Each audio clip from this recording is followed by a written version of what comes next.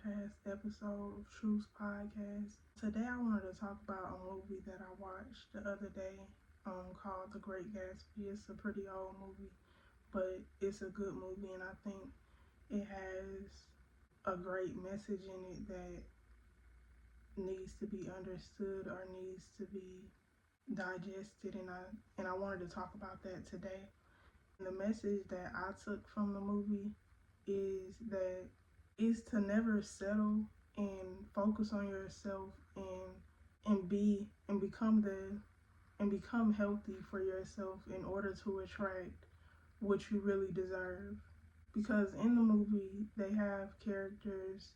One is named Daisy. It's a woman named Daisy, and then she has her cousin, which is a male, and then you have Gatsby.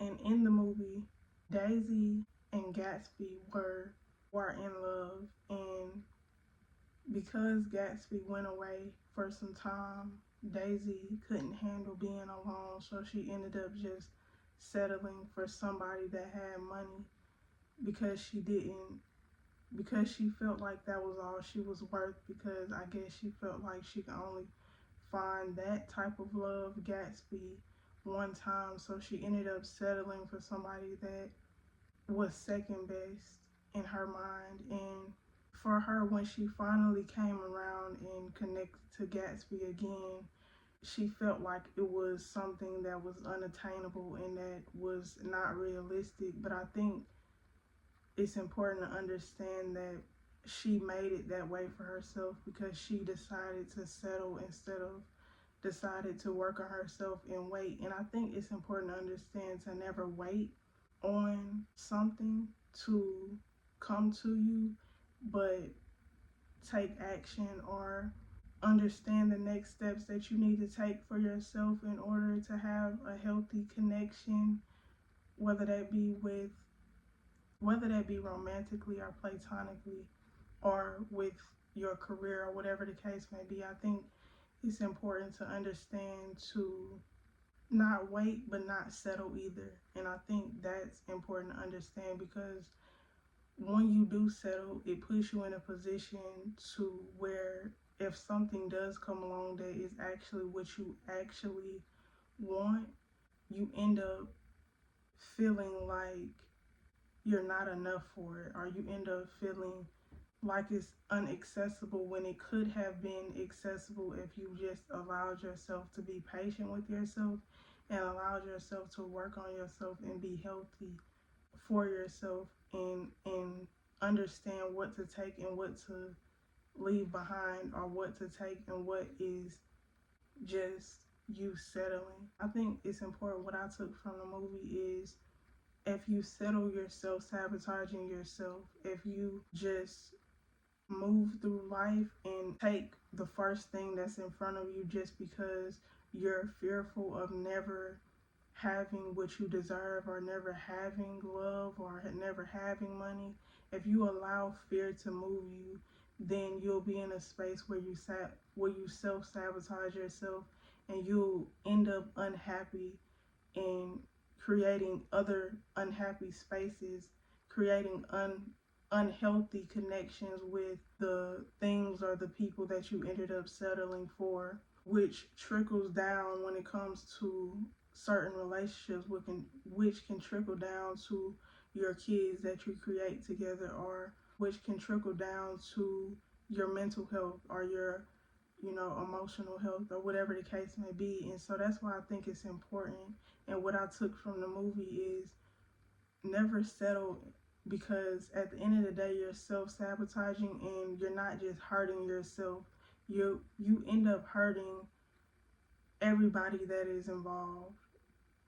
You end up hurting yourself, you end up hurting the people around you, or you end up hurting yourself, like I said, mentally, emotionally, and that falls into, if you're doing it for money, that can start to affect your money and your prosperity. And I think that's important to understand. When you end up settling, you end up self-sabotaging, and you end up creating spaces and places that are full of chaos, are full of depression, are full of anxiety, And I think that is important to understand when you make the decision just to settle, or when you make the decision just to run away from what you really desire. And also in the movie, The Great Gatsby, what I learned is on Gatsby's behalf, I realized in what he was doing was holding on to something out of his control. And I think that is what we do a lot of times as human beings.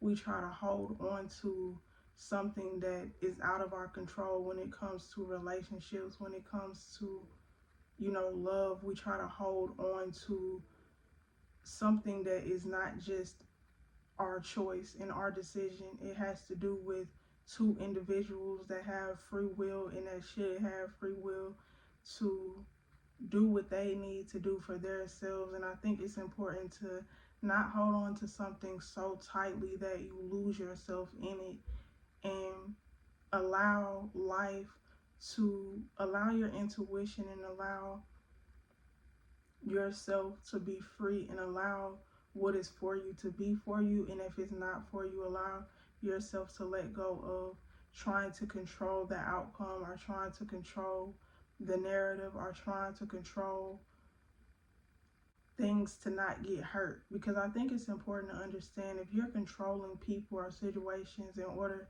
to, a lot of the times people do that in order to not get hurt, and I think it's important to understand that no matter how much control you have over it, you think you have over it, you are going to end up hurting yourself, because life is meant to be experienced, or relationships are meant to be experienced. They're not meant to be bottled down and controlled and go every which way that you want it to go, or you won't be able to grow as a person, or you won't be able to really fully love yourself, or love life, or love the people in your life. And I think that's important to understand, to accept what life is giving you, to accept what relationships are showing up as. And if it's not showing up as something that is healthy for you, understanding how to maneuver and be adaptable and flexible in your position, and learning how to be adaptable and flexible in order to maintain peace of mind and maintain stability within you, instead of allowing outside circumstances to push and pull you into chaos and chaotic moments. And I think that is important to understand. So yeah, that's what I learned from that movie. Really understanding how to let things go when you understand that it's not something for you, or understanding how to not settle or self-sabotage yourself because you're fearful of being alone, or you're fearful of looking at yourself in the mirror, or connecting to yourself, or connecting to what you really need within yourself, and what you really understand that you deserve. If y'all haven't watched that movie, you probably have, because it's pretty old, but if you haven't watched it, I highly suggest that you watch it.